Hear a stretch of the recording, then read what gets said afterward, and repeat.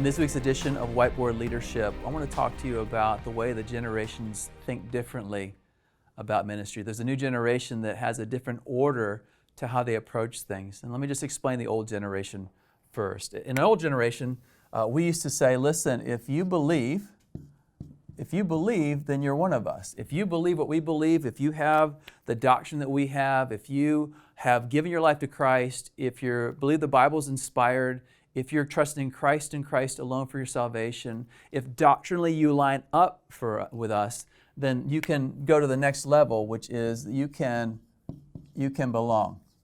You can belong to us. You can be a part of us. You're not a second-class citizen, you're a first-class citizen because you believe what we believe. And eventually, as we go on this journey of belonging to each other and have this sense of community as a result of what we already believe, then eventually you will become what Christ wants you to become. You'll become a fully devoted follower of Jesus. You become someone who helps others meet, know, and follow Jesus. You become a disciple of Christ. And this is the order that the older generation used to think in. But there's a new generation. There's a new generation that's been influenced by the corporate culture of church, and they've kind of rebelled against those things. They want it to be more personable and personal. They want to have community, true community, and not just have a weekend experience where they want to have something that's stronger in relationships. So the younger generation switches the order of these three things. Instead of believing first, what they say is this: doesn't matter what you believe yet, but you can belong.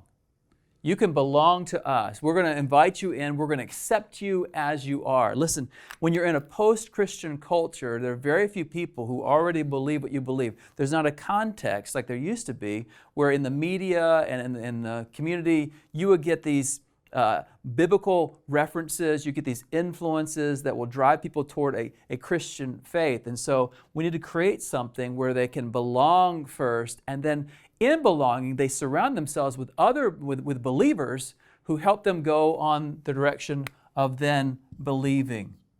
And once they spend a lot of time with these Christians who believe, they begin to believe. They begin to be influenced. And these Christians who know their faith well, who study the Bible well, who are able to articulate in loving and kind ways, listen, I'm on this journey, I don't have it all figured out, but here's what I do know, and begin sharing that, then people who belong and feel accepted are more receptive to what the truth of the gospel is. And through all those things, as they continue in community, then they will eventually become everything that Christ wants them to become.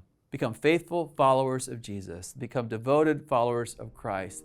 They help people meet, know, and follow Jesus, and they're on the journey as well. We are in a new generation, and there's a new way to approach this generation with the gospel of Jesus. This has been a Converge Whiteboard Leadership Moment.